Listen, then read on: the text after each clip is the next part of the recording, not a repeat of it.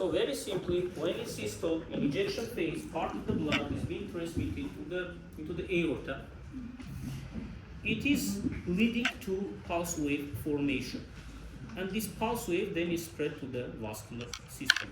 And then we feel this pulse wave. It is not the same as blood flow.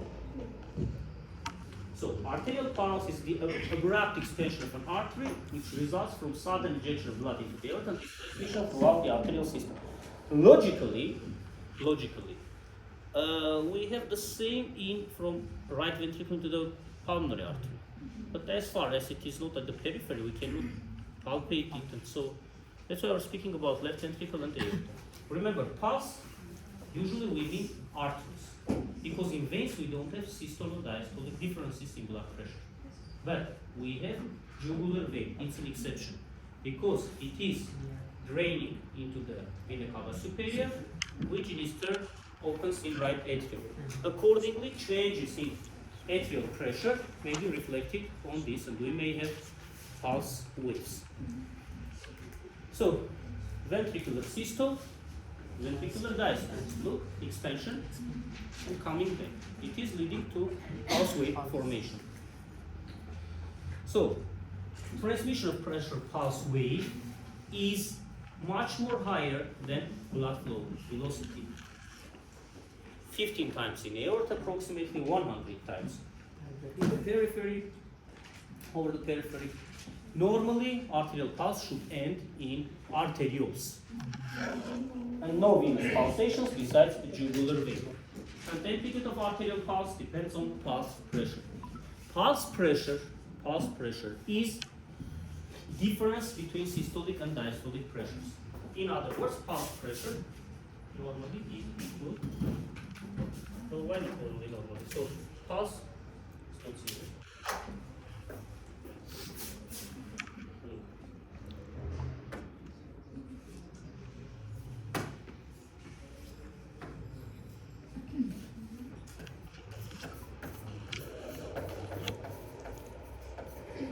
Pulse pressure is equal to systolic blood pressure minus diastolic.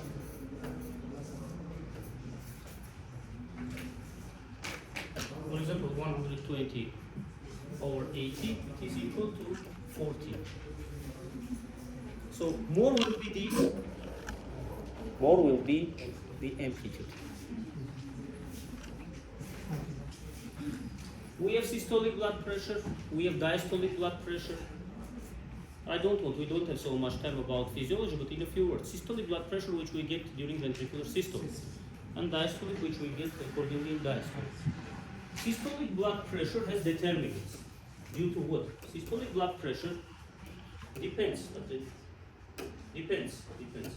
upon circulating blood volume, higher is higher, and second depends upon cardiac output, which is stroke volume multiple blood heart rate. Diastolic blood pressure is mainly due to total peripheral resistance and small arterioles. So these are contributors. So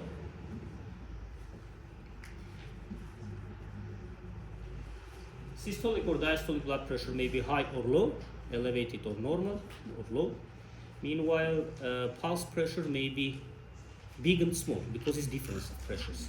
If these are measured in millimeters mercury column, it is just value.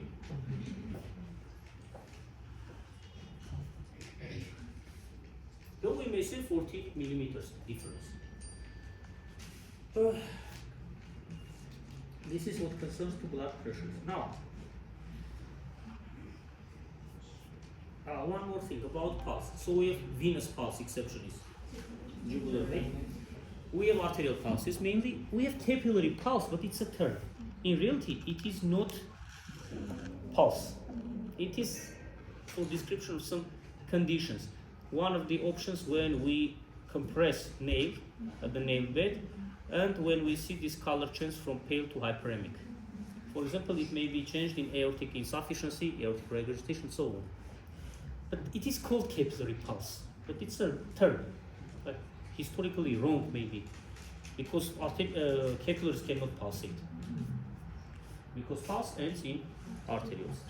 So we have systolic blood pressure, diastolic blood pressure, pulse pressure, and mean pressure. It is physiology. Mean pressure, if you remember, there was an equation, for example, diastolic plus 1/3 of pulse pressure, systolic minus diastolic. Mean pressure means that this is the needed value of pressure, which is would be enough for organ systems perfusion if there will not be systolo-diastolic differences. It is mean pressure. But mainly today, especially, we'll speak about pulse pressure and systolic blood pressure because we're speaking about arterial system. Now, coming back.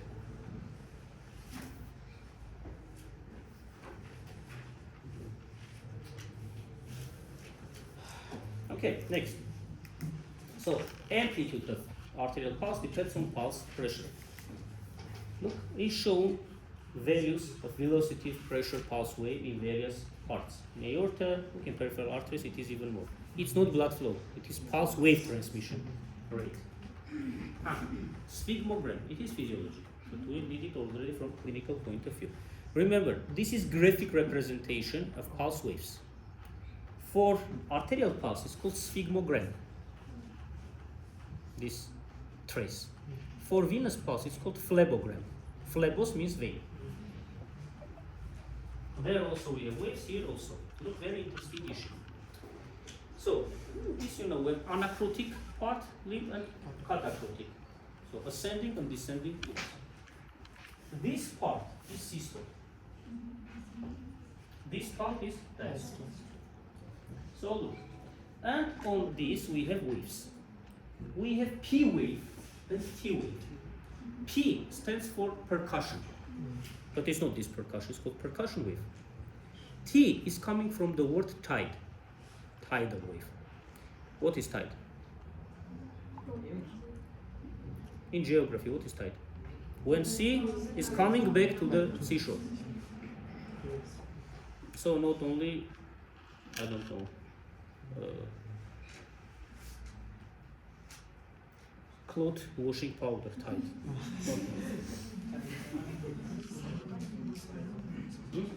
I'm so sorry for late.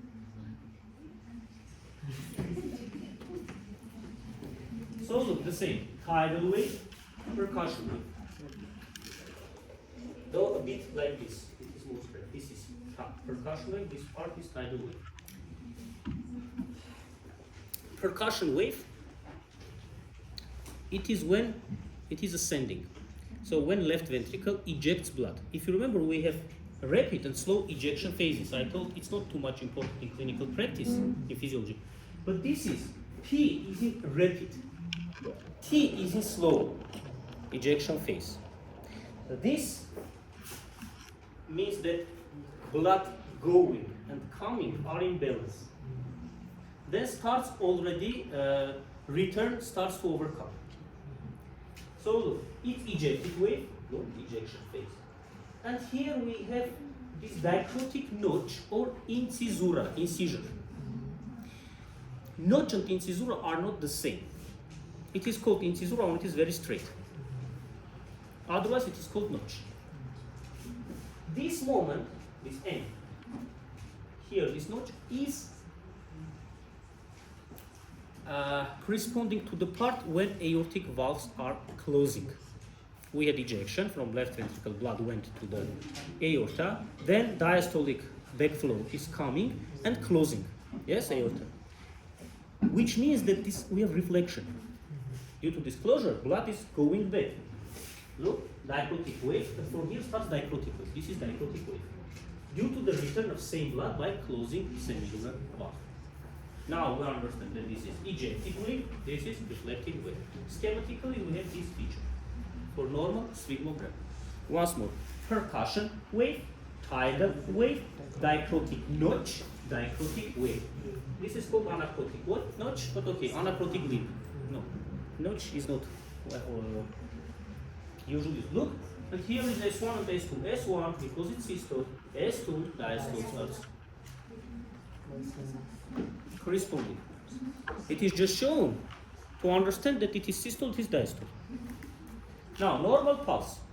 Here you may read at home, when we are coming from central pulse, which is normally over carotid and subclavian arteries, up to others of our peripheral pulses, look, this part, these obstacles are becoming steeper on the femoral radial.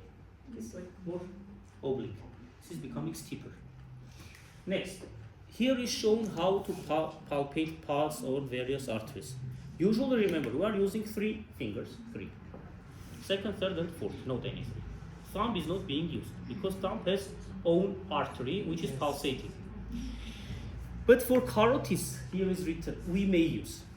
Because carotid is a stronger artery, of higher diameter, and so on. So we will not interrupt. But anyway, again, over the carotid, we may use 3 fingers. For radial pulse, one of the most commonly used, we are taking and compressing second, third, fourth, and each of them has a meaning. Now we'll see. We are compressing against the radius, against the bone. With the same success, we have ulnar pulse. Femoral is showing radial pulse. Look at the same time femoral, because we have radiofemoral delay. We'll speak about this. Brachial pulse, femoral pulse, popliteal pulse. This one, arteria dorsalis plebis, it has clinical meaning, I mean higher importance. We have a disease which is called diabetes mellitus, which affects almost all organ systems via affection of vessels. We have diabetic angiopathies, micro and macro angiopathies. One of the variants is called diabetic foot. Diabetic foot. When it affects vessels on foot, we may have up to gangrene, necrosis, and need for amputations. So it's very important to understand we have pulsation or not. If we have, everything is okay. If no, it's already may be problematic.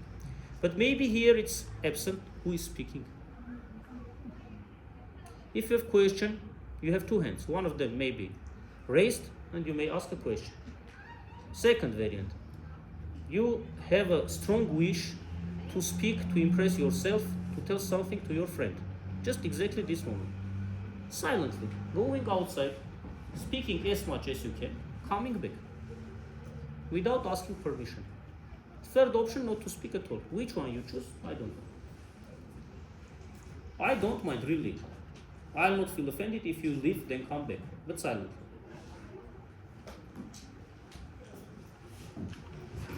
Then we are trying to catch this peroneal pulse or posterior tibia. It is collateral for dorsalis penis. Maybe there is absent, but here is present, which means we have some preserved circulation. Dorsalis penis and characteristics are shown. About each of them, we should speak. How to assess pulse characteristics. Assessment of pulse equality. Logically, by our right hand, it concerns to the first visit of the patient. We are catching the left hand of the patient and vice versa. Yes, because if I'm standing in front of you, my right is your left. Of course, opposite also is possible, but less convenient. And we want to understand it is equal or not equal. In Latin, it is called normally, it is called pulsus equalis. So equal pulse on both sides should be the same. You should feel the same waves under your fingers. It's tactile sensation. In pathologies, we may have pulsus different pulse. Look, this is normal. This is abnormal. In this case, on the left side, you see that pulse waves are less. For example, it may indicate, for example, peripheral artery disease, like subclavian artery has undergone atherosclerotic changes, has become narrower, and left pulse receives less blood. Accordingly, pulse wave is less. Or we may have dilation of aorta, ascending part, arch, aneurysmatic dilation, which compresses ostium of left subclavian artery. Possible, and so on. For example, we may have coarctation of aorta. It is congenital defect, it's narrowing of aorta itself, not of valve. It's not aortic stenosis. It's stenosis of aorta, but it's called coarctation of aorta. There are a lot of variants. We have infantile variant, adult variant. In both cases, it is congenital. It just indicates which it is localized where. Classical adult variant is just below the site of starting of left subclavian artery, which means that left parts are receiving less blood. And arteries which are going down are receiving less blood. Accordingly, blood pressure in these children is less on lower extremities, on femoral arteries, than over the brachial arteries. Normally it's vice versa. Because femoral artery is larger, there is also gravity. So normally over femoral arteries, pressure is higher than on brachial artery. These children, if it is not treated, or patients notice that upper parts of body is strong, musculature and so on, but legs are weak because it is hypertrophic. Hypertrophy. So development is impaired. But mental abilities in this case are preserved because upper parts, brain receives normal. In infantile variant, it is on a higher level, so these children unfortunately have also mental retardation. So depends. And also, and they see that this crawling on the floor when child starts to walk is occurring later than needed for the age. So it also may be an option which may lead to have a suspicion that maybe we have coarctation of aorta. And the next moment here about coarctation of aorta, this is just by the way, that as far as lower parts, including renal arteries, receive less blood, kidneys are hypoperfused, and the RAS is overactivated. So we have secondary arterial hypertension. Due to hypoperfusion of kidney, renin-angiotensin-aldosterone system starts to overwork. It is just by the way. This is because we have also radiofemoral delay. That's why I told also this. Now look. Pulse rhythm. Rhythm may be rhythmic or regular and irregular. So normally it should be regular in sinus rhythm. But regular is typical also for some arrhythmias. For example, supraventricular tachycardia. Yes, it is tachycardic, but equally. 160 beats per minute instead of 80 or 90 or 100. But rhythmic, regular. So intervals are the same. And irregular, pulsus irregularis in Latin. In Chamberlain, you may open some options are written. Here I have written briefly. You have come with your chair from home? Come.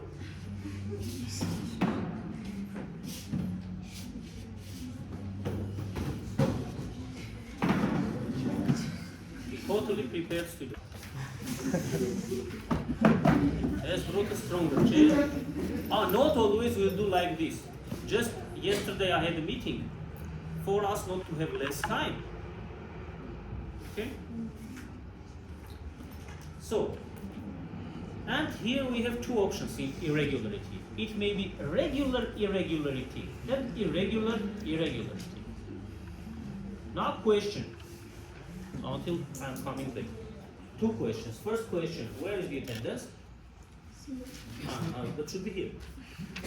And the second question, what we call regular irregular, not in which conditions it is written. That you may read, I'm pretty sure. What does mean regularly irregular and irregularly irregular? It's not game of words. Just changing the places. Think I'm coming. Just one thing I said. Vice rector come.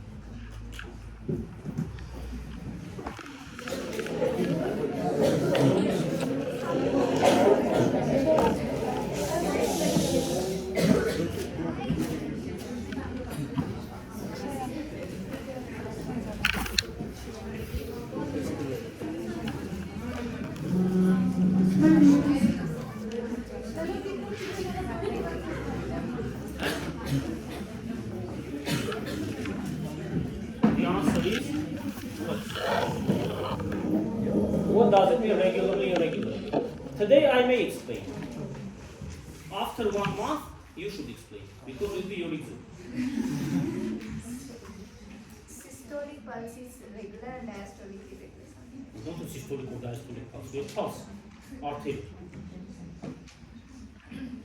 Here, friends, regularly irregular means that irregularity occurs occurs with some regularity. For you not to be too much philosophical, I'll tell you. For example, you are skipping each third lecture. 2 times you are coming, 3rd time you are not coming. 4, 5 you are coming, 6 you are not coming. So I may guess that 7, 8, 9 also you will not come. It will be on the same basis. On a regular basis. So it's bad thing that you are not coming. But it happens from time to time. And it's completely predictable. I may guess what may happen. So, one variant, ventricular bigeminy. It's a variant of extrasystolic arrhythmia. One pulse is normal, second is extrasystolic. 1 normal, 2nd extrasystolic, 3rd normal, 4th extrasystolic, 5th normal, 6th extra, and so on. Trigeminy means each 3rd is extrasystolic. 1, 2, 3rd. How we feel extrasystolic, just by the way, either it is weaker or is absent. We feel 2 beats, 1, 2, 3rd is absent or weak, and it's coming early. 4, 5. On ECG, because we have not passed ECG. When we should pass, I don't know. Semester is not from reason, yes, we cannot expect too much. Look, ventricular bi and tri. For example, we have PQRST, PQRST, yes, and 3rd is extrasystolic. Then to normal, 3rd is extrasystolic, like this. It is extrasystolic. So contraction in English also it is called very often not extrasystole, but premature contractions and beats. Premature atrial contraction, premature junction, premature ventricular. PAC, PJC, PVCs. Premature complexes and beats, which may come from atria, from ventricles, and so on. Just fix this much for this moment, then we speak. Irregularly irregular. When it is completely unpredictable or unpredictable. It is for atrial fibrillation. When we feel different, like how to say, regularity and rhythm, we measure by RR interval on ECG. This is P, Q, R, S, T. This is R. This RR, irregular rhythm, is constant, more or less. In case of atrial fibrillation, it looks like this.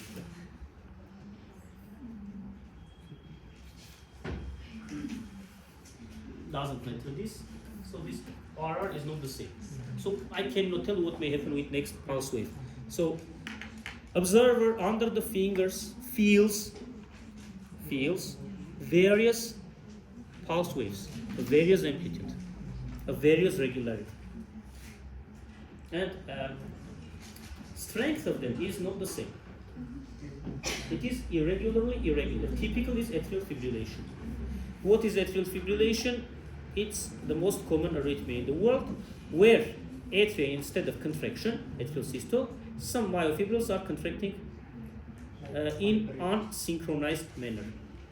So this group is contracting, this group is not contracting, another group.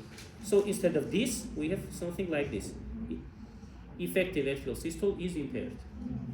Happens something which we have in asynchronous ventricular contraction phase, but it's normal. Then it's coming isovolumetric. It is already arrhythmia. And if you see here, we don't have key waves which stand for atrial depolarization, then contraction. Because total atrial contraction is lost. Okay, next. Pulse rate. According to this, we have pulsus rarus, or rare pulse, which we call bradycardia, and tachycardia, pulsus frequent. More than 90 or 100. Usually in English literature, we take 100. Above this, it's tachycardia. 60 to 90 is normal cardia, or eucardia, let's say.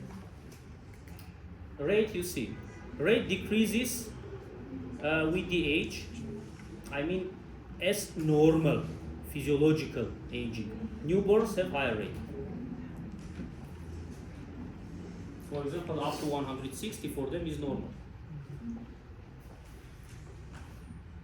Even up to 12 months, maybe 169. Like these are average values. Pulse tension. What does mean pulse tension? Look, we are taking, these are our 3 fingers. Look, 1, 2, 3. So, proximal finger, proximal to the patient. Where is, for example, this is proximal.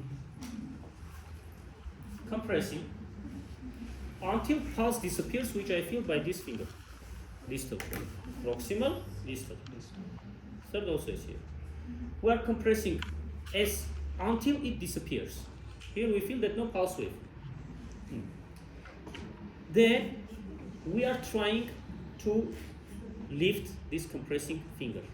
So, pulse tension is that minimal effort by which proximal finger occludes the artery. So more, less. So, and it directly depends on systolic blood pressure value. If high, it is called rigid pulse. Pulsus durus. You remember we have dura mater here, which means rigid, yes, stiff. If it is less, soft pulse. Pulsus mollis in Latin. In brackets are Latin equivalents. Pulse volume, again we are doing the same trick. By the way, one time we are measuring equality. If it is equal, we are continuing on one hand. I forgot to tell here about rate. How we measure. If it is regular, we can measure within 30 seconds, then multiply by 2. Or 15 seconds, multiply by 4. Or 20 by 3, but usually 30 is recommended. But if it is irregular, 1 minute at minimum, at least. Again, we are doing the same maneuver on one hand. Then compressing finger, we are lifting up to distal fins pulse wave. Again, the same. This first part is the same. Then, pulse volume is this distance, how much we should compress, is that the distance up to which the compressing finger should be lifted to restore the initial pulse. Look, these are all tactile sensations. It is coming. A million times I may tell, it's nothing if you are not. Try on yourselves. Not now. This pulse volume depends on stroke volume. Normally stroke volume is approximately 70 milliliters. This is the amount of blood which left ventricle ejects into the aorta during each systole. And it is determined by the diameter of radial artery. As you see in males, it's a bit thicker, or diameter is high. 3 to 5 millimeters versus 2 to 3 millimeters, average values in females. This should be taken into account. What I'm telling experimentally, million times, has been proven already. These are physiological experiments. What is tension? What is volume? Up to now, some characteristics are used for USMLE exam, for FMG exam, not in vain I'm telling you. Pulse volume. Based on this, we made pulsus plenus, pulsus vacuus, and filiformis. Explanations are written in English. Normal pulse should be full. You should have normal, full pulse. When stroke volume will be less, it will be empty, because less pulse. It is called empty. For example, in shocks, when we have sudden decrease in stroke volume, the most common cause is, oh my God, do not speak, is myocardial infarction, which is leading to sudden decrease in stroke volume, which results in cardiogenic shock. Cardiogenic shock, remember, it's according to Phillips classification, is 4th grade acute heart failure. So cardiogenic shock, okay, like this, is 4th grade of acute heart failure by Phillips classification. This is 4th. Phillips classification, we have 4 grades. 1 to 4. It is the most severe variant.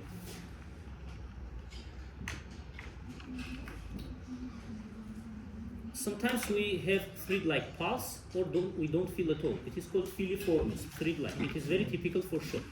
So how to say? Filiformis is a variant of this vacuus. So less, so empty that even we feel either like a thread, or we don't feel. If we don't feel, we write down that peripheral pulse cannot be obtained, and then we check on central. Yes, it is central pulse. Count it out. Amplitude. Now we have 3 fingers, yes? We are compressing by middle finger and distal finger compressing by this. Okay? Until distal feels that we have no pulse. Then we are this first finger, proximal, we are trying to feel impulse force. As you understand, it's like a derivative of pulse tension and volume. They are interrelated. It is called pulse amplitude.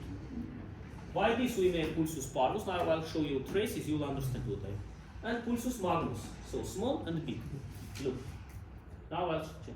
Pulse shape.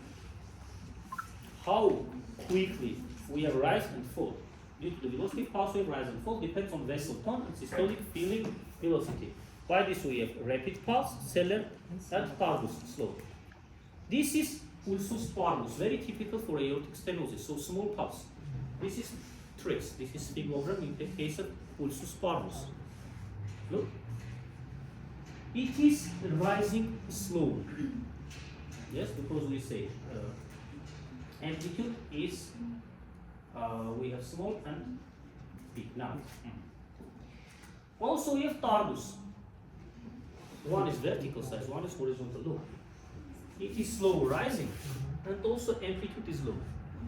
It is very typical for aortic stenosis. That's why it is called pulsus parvus et tardus. Very often they are together. So if slow rise and wave is less. Why? Because in aortic stenosis we have narrowing of aortic valve area, so less blood is flowing during ejection phase, and it takes longer time for left ventricle to drain its content into the aorta. So with pulsus parvus et tardus. If in your, I don't know, USMLE or in other tests, you'll see pulsus parvus et tardus. One of the most common variants is aortic stenosis. Fixed left ventricle obstruction, it is valvular aortic stenosis. Tardus, look, the same, pulsus parvus et tardus.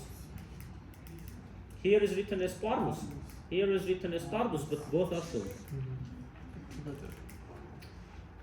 Pulse deficit, it's another issue. Pulse deficit, normally you should have no pulse deficit. What is the pulse deficit? Normally how much is the contraction rate, how many times heart is contracting, that much times we should feel it here. In other words, each contraction should result in effective pulse width. How to measure this? In this case, we need 2 observers. One with stethoscope is counting heartbeats. During the same 1 minute is counting pulse. In atrial fibrillation, not all contractions are resulting in effective pulse wave. For example, you may have 100 contractions, but 70 pulse waves. Pulse deficit is equal to 30. 100 minus 70.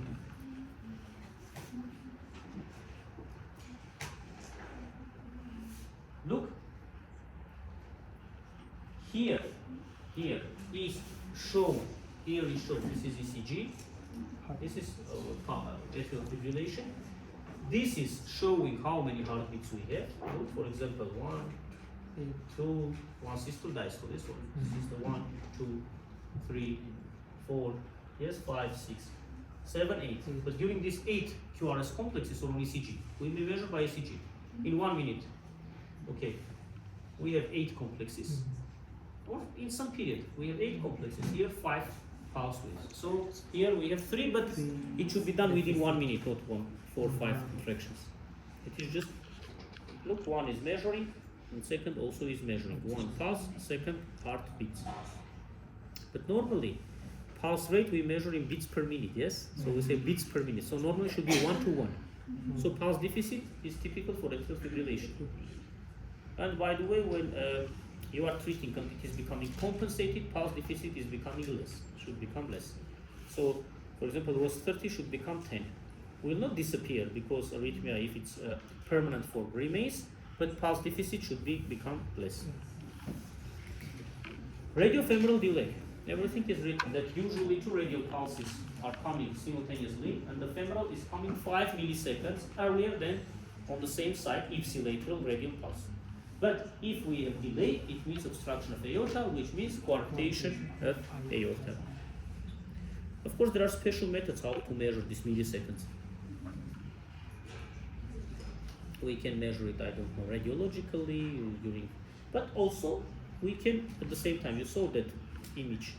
When you are not feeling at the same time, it means we have delay. But for milliseconds, there are quantitative methods. Alternating pulse. Alternating pulse when we have some sequence of strong and weak pulse waves. Look, one has this amplitude and one has this. It is called alternating pulse, very typical, for example, for myocarditis. ECG also, we have various QRS complexes. It's called electrical alternance. Which means that tone, let's say, each time is not the same for contraction. Paradoxic pulse, it should be explained. In reality, it is not pulse but blood pressure. The term is called pulsus paradoxus or paradoxic pulse. What does it mean? Look, normally on inspiration, heart rate increases, on expiration, it is decreasing. It is normal physiological finding. It is explained by two circumstances. First of all, vagal nerve tone on expiration is higher than on inspiration, and also on inspiration, conduction system of heart receives more blood. Heart rate increases normally. If it is too much expressed, it's called sinus arrhythmia, juvenile arrhythmia or respiratory arrhythmia. These RR intervals are becoming a bit not the same, because usually they are more or less the same. I don't want to tell you about milliseconds that it is increased more than 0.15 seconds. Okay, it is normal. And on inspiration, accordingly, blood pressure is a bit higher than on expiration. In paradoxic pulse, is opposite. When patient is inspiring, on inspiration there is a drop more than 10 millimeters in systolic blood pressure on inspiration, so opposite of normal. If it is more than 20, it may be felt also. That's why in this case it's called pulsus paradoxus. It is typical for what? It is very typical for cardiac tamponade. Cardiac tamponade is this. Or I want to find some background. For example, here I'll try to draw. Look, this is heart. This is pericardial septum.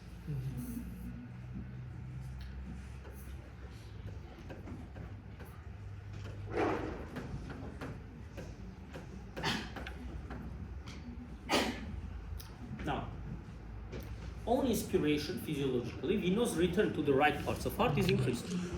Like vena cava superior and inferior, you remember, are taking more blood from the system. Accordingly, more will go to right ventricle. If right ventricle is receiving more blood, it should dilate. Yes? Because it's closed system. We have this much blood, this is the size. We have this much blood, this is the size. There is no vacuum or air. Yes? Closed system. Now, where it can dilate? Where it can dilate? It is dilating laterally and towards interventricular septum, mostly to laterally. But if we have fluid here, too much, it compresses, so the only way is interventricular septum. Interventricular septum is shifting, is becoming this much narrow, which means that left ventricle contains less blood. Yes. Cardiac output decreases on inspiration, which means that pulse wave also will do less, because what is pulse is due to blood transmission from left ventricle into aorta. So on inspiration, blood pressure decreases, because I thought systolic blood pressure depends upon cardiac output. Now cardiac output is less, simply. There are other conditions, but pulsus paradoxus is this. Okay? Was clear? So just physically, it cannot go laterally, it's going to, it is paradoxical shift to, because normally in left ventricle pressure is higher than right ventricle, so left to right is this deviation. Now it is deviated too much to the left. Okay? So this is pulsus paradoxus. Look, it is experimental already, pressure in brachial artery. This is inspiration. On inspiration, blood pressure, look, decreases, which we see that pulse wave amplitude is becoming less. So paradoxical pulse is very typical for such kind of conditions when we have too much fluid in pericardial sac, and when you may have in some COPD and so on. When in right parts of heart, pressure is very high. Dicrotic pulse. Dicrotic pulse, when this dicrotic wave is becoming more prominent than normal. Look, results from, this I have taken from USMLE lectures. It results from accentuating diastolic dicrotic wave, which follows dicrotic notch. It is corresponding to diastole. So when we'll have? When we'll have if systemic arterial pressure and resistance, I told you, total peripheral resistance is responsible for diastolic pressure. So less resistance, this dicrotic is becoming longer. This is diastolic blood pressure. This is the period where aortic valve is opening, yes, and this is when it is closing. This type of pulse is typical, for example, for fever when we have vasodilation. Tends to occur when diastolic notch is low, so this wave is becoming more. Bigeminic pulse, pulsus bigeminus. When one normal, one extrasystolic. It is typical for extrasystolic arrhythmia, as I told, bigeminic. Look, this is, by the way, normal. This is extrasystolic, normal extrasystolic. Regular, irregularity. When we can predict, and it is not the same amplitude, but regularly. It is called in Chamberlain water hammer pulse, but also it is called Corrigan's pulse, hammer pulse or collapsing pulse. We ask the patient, we are checking the pulse, then while palpating, we ask to lift the hands, hand above the shoulder. In this case, you see that no dicrotic notch. We have very rapid rise and fall. It is called Corrigan's pulse or collapsing pulse. So collapse is too much expressed. It is typical for aortic regurgitation. Look what happens on aortic regurgitation. In aortic regurgitation, part of the blood is coming back to the left ventricle, which means that in diastole, less blood is staying in systemic circulation. Even diastolic blood pressure may come to zero by non-invasive measurement. Of course, it's not zero in reality, but sensitivity of the method, for example, may come up to 30. So pulse pressure is very big. For example, instead of 120 over 80, maybe 130 systolic is a bit increased, but 40. So 90 is the difference. It is leading to this condition. Look, aortic regurgitation. There are other conditions, but I'm telling you the most typical. PDA, patent ductus arteriosus. No diaprotical. Bispherence, like having two humps. Camel has humps, yes, two humps. In one systolic beat, we have two, you feel two waves. This is percussion wave, this is tidal wave. Normally it was here, yes? This is systole, this is diastole, this is diastolic. So this is one pulse wave. And they are separated by mid-systolic dip. It may happen when aortic stenosis is associated with aortic regurgitation, severe aortic regurgitation with mild aortic stenosis. What does it mean? Remember, in valvular heart disease, the same valve may not open and close properly. So both we may have stenosis and regurgitation. But as a rule, one of them is more prominent. Cannot be severe regurgitation with severe stenosis usually. Here we should have severe aortic regurgitation with mild aortic stenosis. And here we may have this kind of pulse. Of course, nowadays we have other methods, echocardiography and so on, but remember that there was a period when this was the most one of those available methods. But historically we should know, and they are still being used. Jugular venous pressure. About this is arterial pulse. Now venous pulse.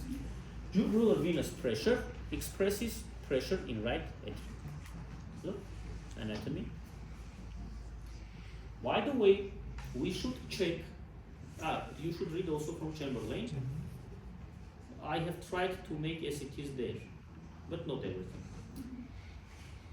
We have internal and external jugular vein. We should take internal one, which is less visible, but is more reflecting pressure changes in right atrium.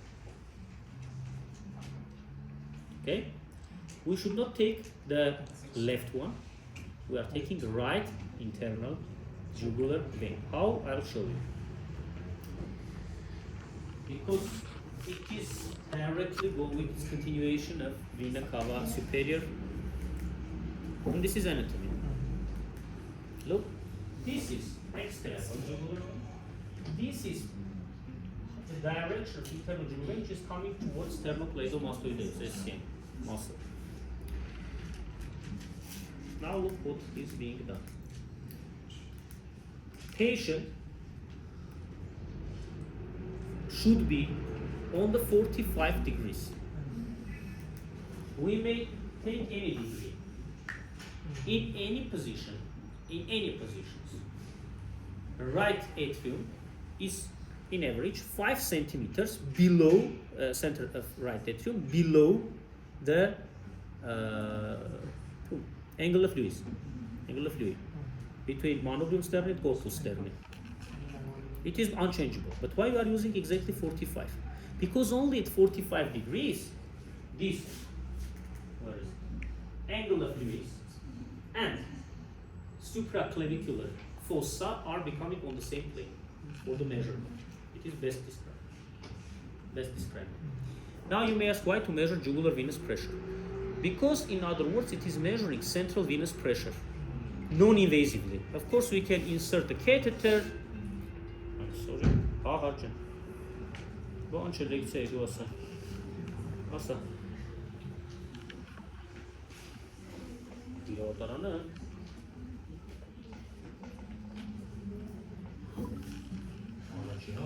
But I'm going to change that.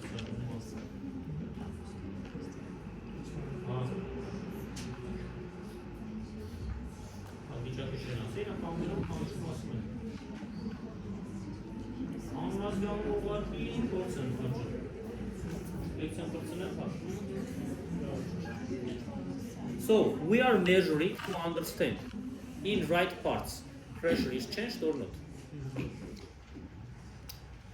Variance item. Now it is being measured in centimeters of water column. Because 5 centimeters anatomically is below.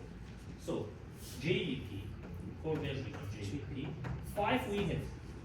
It is by default for everybody. Now what we are doing? We are taking 2 rulers. Ruler.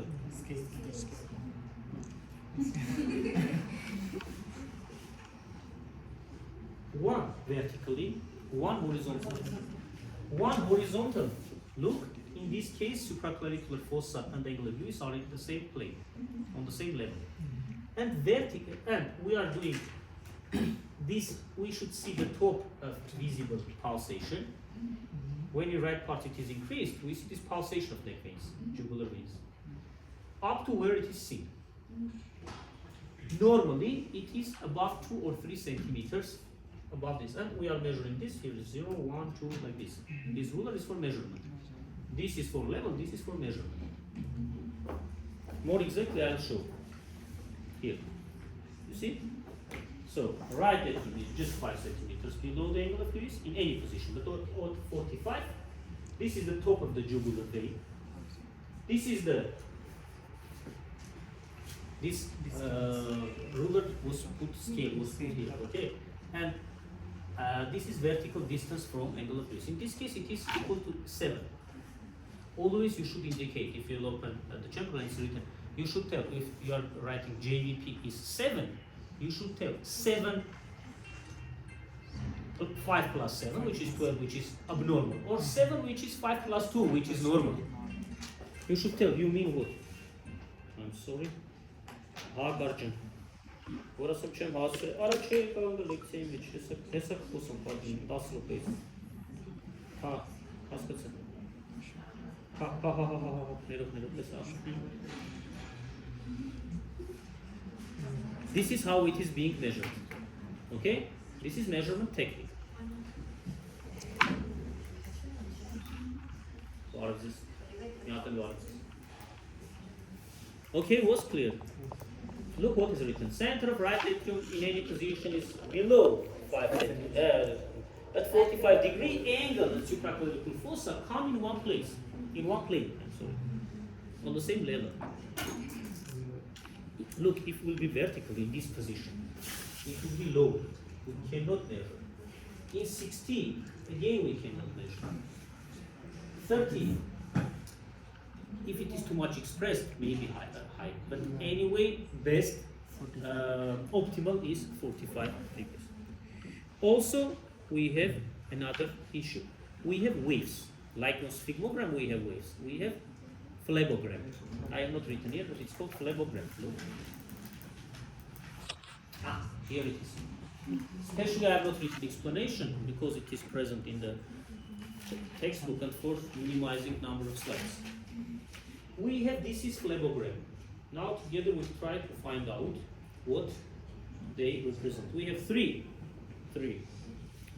positive waves, as you can see, A, C, and V, and 2 negative descents of X and Y, or X and Y. Each, again, we are coming to your beloved this slide. Look.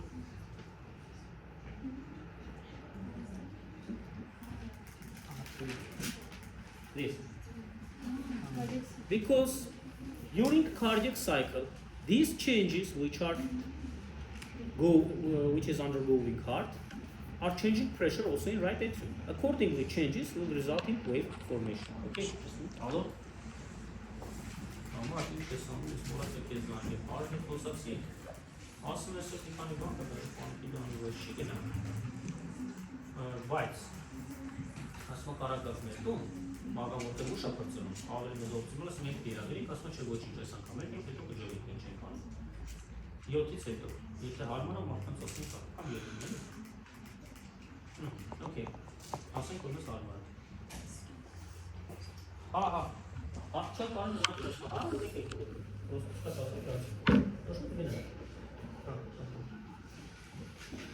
So, by knowing of this, we can tell why happens this or that way.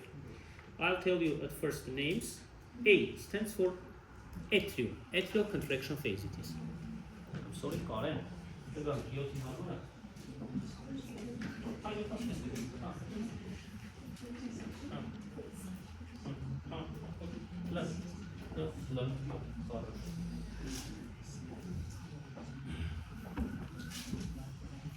So, A, atrial contraction. C, isovolumetric contraction phase. Now let's remember, yes, in front of your eyes should be this, because I don't want to jump to that slide. Next year I'll add one more time this slide here. But okay, be kind. Now, on imagination, let's go. Look, atrial contraction. How it is measured? Imagine special transducer is placed over the jugular vein. And it just shows flow is coming towards jugular vein or away from it. But in reality, it's not wave, it's not flow. In reality, it is showing pressure increases or decreases. Now, in atrial contraction, look, atrial, right atrium. We are speaking about the right parts. It's atrium. It is all everything about right. Right atrium.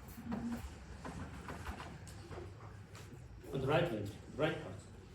So, contraction increases the pressure in vena cava superior and inferior. It's sensible on this. It's not sending like directly as in aorta, left ventricle, but okay. Pressure increases. Positively. It is atrial contraction. If you remember his last phase of diastole. So this is diastole. Diastole. From here starts systole. At first we have isovolumetric contraction phase which didn't have any significant hemodynamic effects. This C stands for isovolumetric contraction phase, second phase.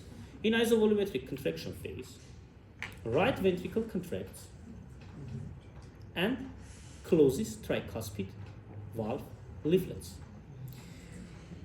how to say, it's very dynamic process. We are telling valve is closing and valve is opening, but this valve, for this coordinated opening and closure, so many components has.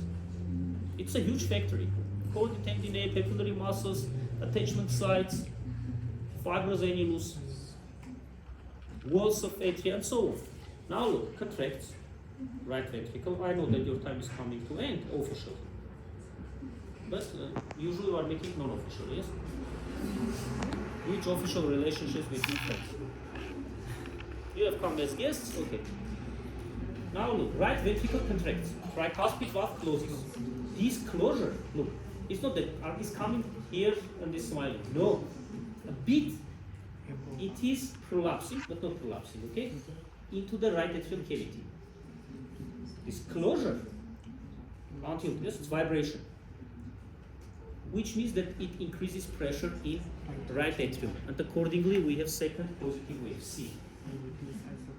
Isovolumetric contraction phase. Then starts which phase? Ejection phase. You pass the exam, others not. Because third month we are speaking about one and the same thing. Or I don't know which lecture. Okay, fourth lecture. Yes? Ejection phase. In ejection phase, right ventricle is draining its content into the pulmonary artery. Now opposite situation. Right ventricle contracts.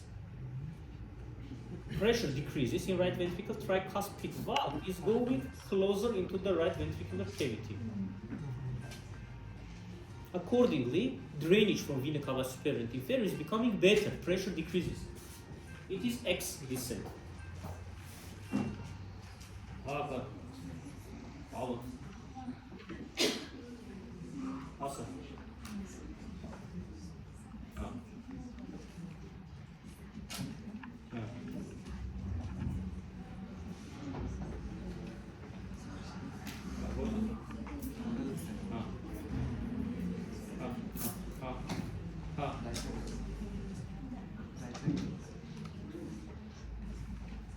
А можно чуть попозже?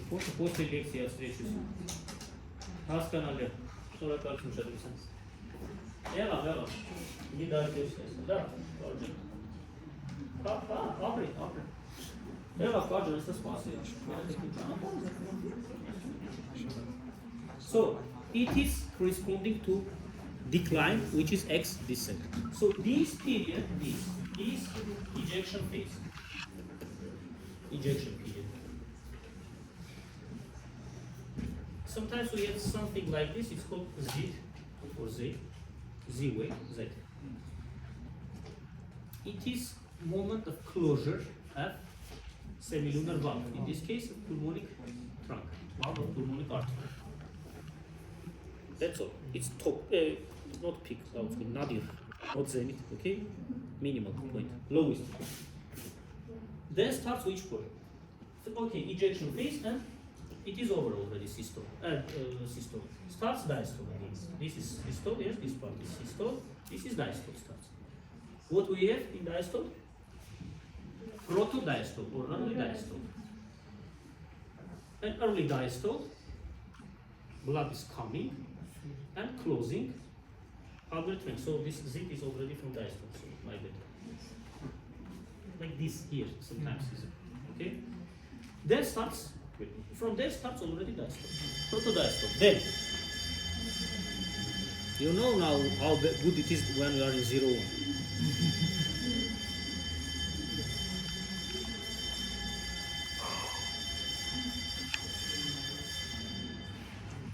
In reality, it's much more easier if you imagine the phases. This is just reflecting. Now, early diastole, then isovolumetric relaxation phase, which normally occurs under hermetically closed valve lifters. So, ventricles are relaxing, right ventricle in this case is relaxing, and they are actively changing their shape, trying to get ready to accept blood from the atria. During this whole period, atrial pressure increases because it's closed, all valves are closed, and this is isovolumetric relaxation phase. And pressure in atrium rises, right atrium, no? As soon as pressure in atria overcomes pressure, exceeds pressure in ventricles, in right atrium from right ventricle, tricuspid valve opens. This is opening of tricuspid valve, which is rapid filling phase. Rapid filling phase, so ventricles are getting more blood, right atrium is draining, pressure decreases, wide descent. At first rapid, then slow, then after this what should come? A. Ejection phase. Oh, two. Atrial systole phase. A, C, X, V, Y, again A. Clear? Now we'll see yes or no. This was introductory part. Okay?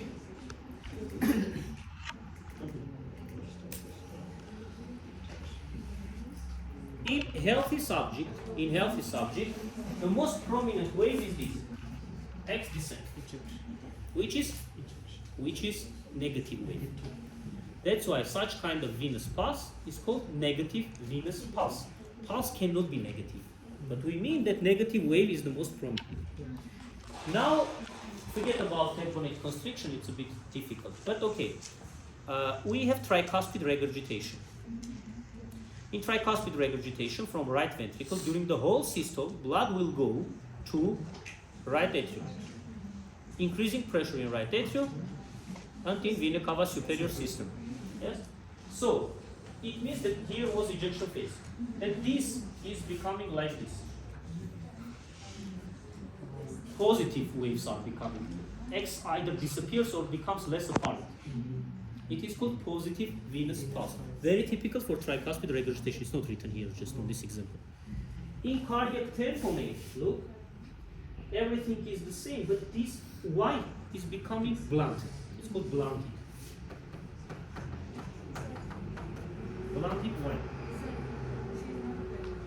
What's up? What's up? If you want helper to go to washroom, or if you want, bring water. Give water. Give water, huh? From what? Maybe we are too much here. Hypoxia.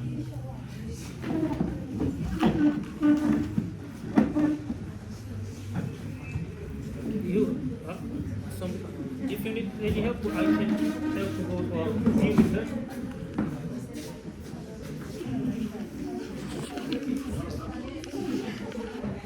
Calm down.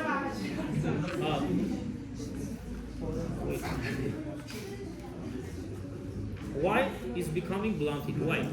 Because in tamponade we have too much fluid. Dear friends, what's up? You are also not feeling well. If somebody will have syncope, I'll do it. Until then, no.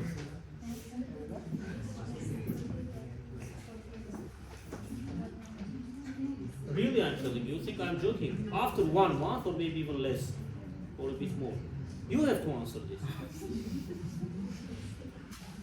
Here. Or in another one, but meaning is the same. So look, in this case we have fluid which is not allowing relaxation of ventricles. It's compressing. Why? It's becoming less apparent, blunt. And so on. Which changes we may have of jugular venous pressure? We may have elevation, our written conditions, where we have high pressure, fluid overload, constricted pericarditis, pericardial effusion, and fall in hypovolemia and shock, when we have less blood according to Kussmaul's sign. Kussmaul's sign is very typical for cardiac tamponade, for these effusions, large effusions, pericardial. On inspiration, JVP rises. Normally on inspiration, JVP falls, because on inspiration, venous return to the heart is increased, which means that drainage from vena cava is better, pressure is less. If we have compression, it doesn't happen. On inspiration, vice versa, it is rising. Hepatojugular reflux, again, is showing us if we have high pressure in right parts. We compress on the lever and holding 15-30 seconds and watching here on the top of jugular vein. If we have high pressure through the vena cava superior inferior system, this wave is traveling into the right atrium and through the right atrium into the vena cava superior system, and we see that this column is becoming higher. It is called hepatojugular reflux, not reflex. So with you. This is jugular venous distension, very typical for right ventricular heart failure. If you remember, for right ventricular heart failure, we have hepatomegaly, jugular venous distension, JVD, which means that JVP is increased, and what? And peripheral edema, and ascites maybe. Right ventricular heart failure, and so everything which is increasing pressure in right parts of the heart. Precordial region inspection. We have scars, which may indicate prior operations, biopsies, for example, sternotomy in case of cabbage, or I don't know, maybe some thoracic injury, and so on. Visible pulsations and chest wall and spine deformities. Look, this is the same slide we know. Why is it important here? Because, for example, the same pectus excavatum carnatum may displace the heart. And on palpation, we may get it in the wrong place. Okay? About pulsations, we'll speak. Palpation of precordial region. Precordium, we already have spoken about this. I think in 10 minutes we'll finish, okay? Because it's a large topic. You have a lot of questions in questionnaire from today's lecture. For next time, prepare everything what is left, signs, symptoms, and so on. And then we'll go to ECG. At least basics. Pathologies this year I have not included. Just how to determine heart rate, how to read normal ECG, which wave is what, and interpretation of heart rate, pacemaker, it is coming from sinus node, AV, ventricles, and heart electrical axis. 3 issues. No blocks, no other arrhythmias, and so on. Palpation of precordial region. Palpation of precordial region. Precordium is the amount which is around the heart, on the chest. Usually it's left part of chest, unless it is the extracardial. Palpation of precordial region, we may get this much information. We may get apex beat, which is due to left ventricular contraction. We may get a right ventricular impulse or cardiac heave or left parasternal heave due to right ventricular contraction. We may get thrills, which are murmurs, if you remember Levin-Freeman's classification, from 4th for systolic, when it is becoming even palpable, not only audible but palpable. Turbulent has become so strong. Accordingly, if murmur is systolic, we may have systolic thrill. If diastolic, diastolic thrill. Pacemaker box or other devices which are usually under the pectoralis majus. Some pocket is formed. He's not feeling good. Where is she?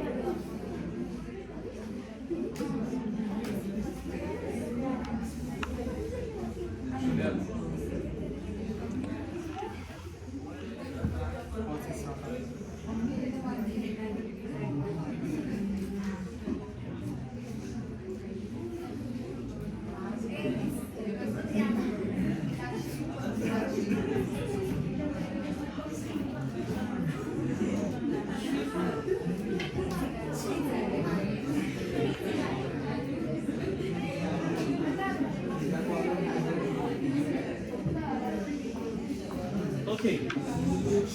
Next. Dear friends, if you want, I may stop. Anyway, yes. You want to go? Maybe you need some extra help. Other people. Look how many people want to come here. Minimum 3 groups in total room. Number right. Because maybe 1 or 2 from each group doesn't do. Having patient that have exam upcoming. Okay. Exam is not a method of punishment. Exam is to reveal how much student knows or how less or doesn't know at all. It is being transformed into marks which are showing your real face as students. Take care. On that side, cheese. Like this. Okay. Apical impulse or point of maximal impulse. How quickly let's. This is general rule. Look, pulsations we are feeling by the tip of the fingers. Thrills are felt by the base of the fingers, and heel of the hand is used for heaves or lifts. Apex beat should be where is heart apex. It is fifth intercostal space by left mid-clavicular line. How it appears? Look, to find a PMI, point of maximal impulse, to find the left ventricular impulse or apex beat is the same, synonyms. Is completely normal. Not to find again is normal. Variations are abnormal. How it appears? According to Newton's third law, each action has counteraction. Look, your friends, left, you are smiling. Counteraction.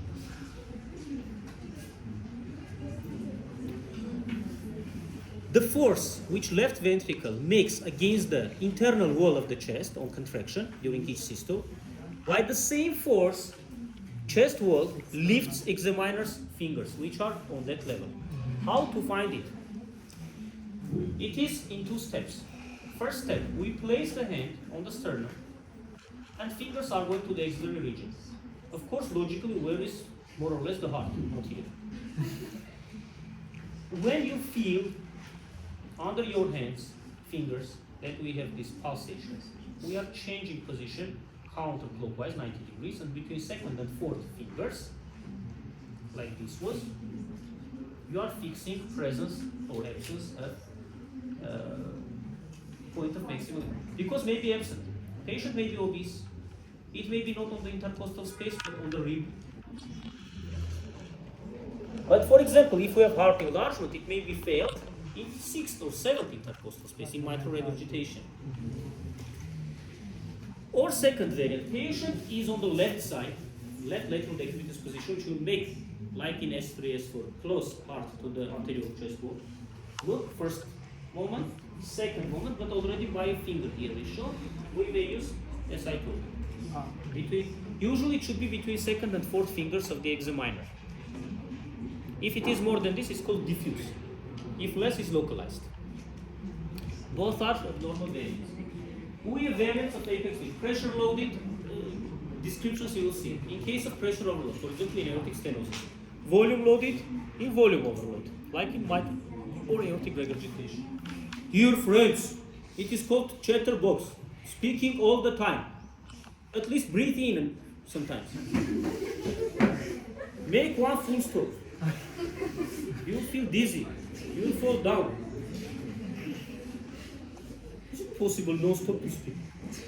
They are speaking more than me, but I am speaking about the lecture. They are speaking, I don't know about it. Tapping apex, it is when S1 is very loud. If you remember, it was in case of mitral stenosis. It is called tapping, so it coincides that S1 is so loud that maybe even palpable. Double, if we have 2 beats, it is in hypertrophic cardiomyopathy. One is during left atrial contraction because it is also hypertrophic. And dyskinetic in case of myocardial infarction, which is uncoordinated and diffuse. Look, I told you, diffuse is abnormal. Heart sounds and murmurs we have passed. Yes? Murmurs we have passed. Huh? Questions? Questions we have not passed. You may go if you don't have any questions. I told you within 10 minutes we'll finish.